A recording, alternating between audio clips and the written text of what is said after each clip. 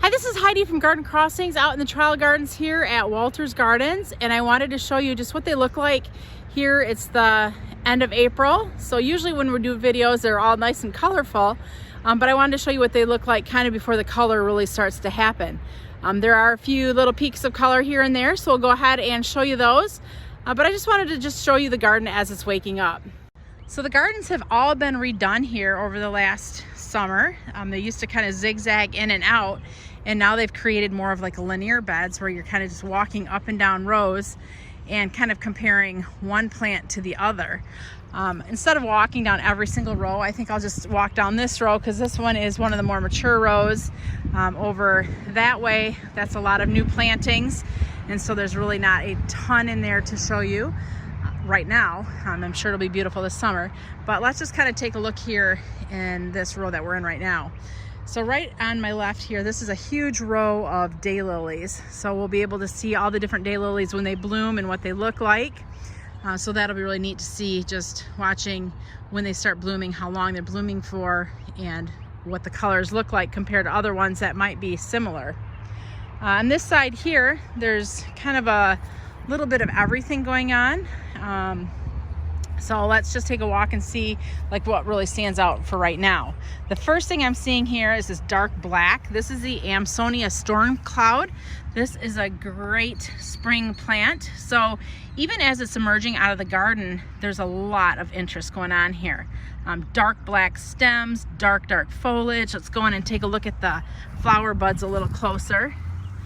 And those two are really nice dark clusters tucked inside the leaves yet. So this plant will get about 24 inches tall as it continues to emerge, and then once those flowers open, they open with really bright blue star-shaped flowers. This is a great plant because, I mean, not only does the flower give interest, but the foliage is just super stunning as it's coming out of the garden. And that's something that you can really, well, step back just a little bit, that's something you can see from a distance too, because it's not green like a lot of the other plants that are coming out of the garden. As we walk along, the Nepeta is creating kind of a nice mound. It'll be a little bit before this shows color, but really a nice tight mounding habit. This is the Persian blue. As we go a little further, you'll see there's some Baptisia starting to poke out of the ground. So Baptisia sometimes can be kind of a slow grower to start with, 1 or 2 stalks when you receive it. But as the years go on, it quickly sends up several shoots and creates a really large clump. So this clump here, probably guessing it to be about 3 years old, but just look at all the stalks coming out. And I'm sure this one too started off as only 1 or 2 stalks when they had originally planted it. Going along here, we see some Phlox. This is the Phlox Uptown Girl, just foliage at this point, but really it starts of a really nice habited plant. In the back there, that kind of burgundy you're seeing, those are some peonies. So those will be blooming probably in June here in Michigan. Some geranium starting to pop up along with some daylilies. You can see there's some more storm cloud there, that really dark foliage. Hen and chicks right up in front here. So these are pretty much evergreen, and they just continue to make a larger clump every year. This one's called Black. So really this garden is off to a great start with things, you know, coming back. Lavender here right in front. So that'll be beautiful once that starts blooming. In the back there, that white you're seeing, that's Iberis, I think it's Snow Station, or I think that's what it's called. But you can see how that makes a nice clump, early color like what creeping phlox give you, but much taller plant, totally different habit, but great spring color. As we continue to walk along, the yellow you're seeing there right in front of us, those are weeds, dandelions. 'Tis the season, and you can see they're kind of like everywhere in the grass, but it is dandelion season. We've got some creeping phlox here up front, and behind it is peonies. Beautiful yellow and green that you're seeing, those spikes, that's iris, probably Iris variegata. It has a beautiful purple flower that smells like grapes. So not only does it have great foliage, It's got a wonderful grape smelling flower as well. One thing I think that's really, really impressive right now is the yellow we're seeing in this trio, this trio ×2, I guess. This is Euphorbia bonfire, and you can see like that just really pops in the garden here. So this is a great low growing mounding habited perennial for full sun. Beautiful burgundy foliage, which you can't see it, but let's go in closer. The yellow is just really stealing the show here. That's the flower.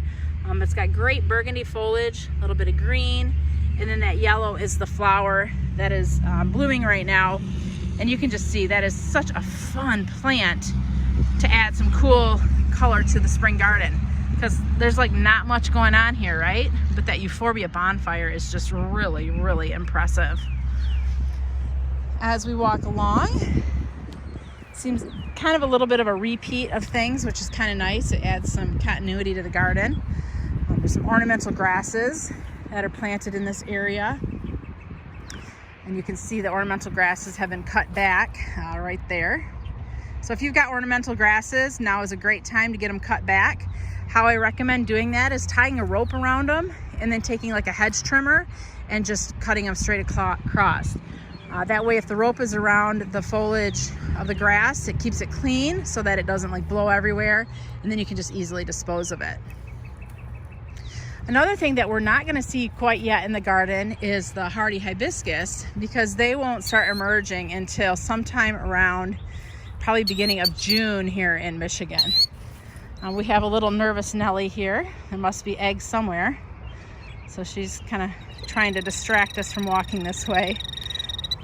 Pretty bird, but I must be in her area. More of the peonies. That's the burgundy you're seeing there. Some creeping phlox is the purple along the edge. And then we're kind of heading into an area that has sedum off here to the left, along with, it looks like some lily of the valley kind of coming up through that sedum. And then daylilies back against the fence. And behind the daylilies, there's another Amsonia storm cloud. And you can see that beautiful foliage up against the green foliage of the daylilies. Here is a Hearty Hibiscus. I'm going to go in closer to show you what I was talking about. Any green you're seeing in there right now, that's the lily of the valley that's kind of spread in through.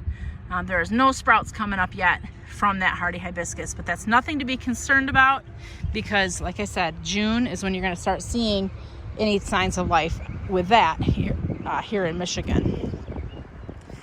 So we're kind of to the end of the bed now, and this is where they're starting new plantings, and we can see that it's been nicely planted, and I can't wait for summer when these things are going to start blooming and looking really nice.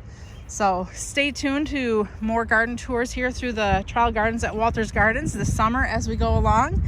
And if you're interested, check some of the other older YouTube videos out, because definitely I've been here before, and there's a lot of great video from this beautiful garden. This is Heidi from Garden Crossings.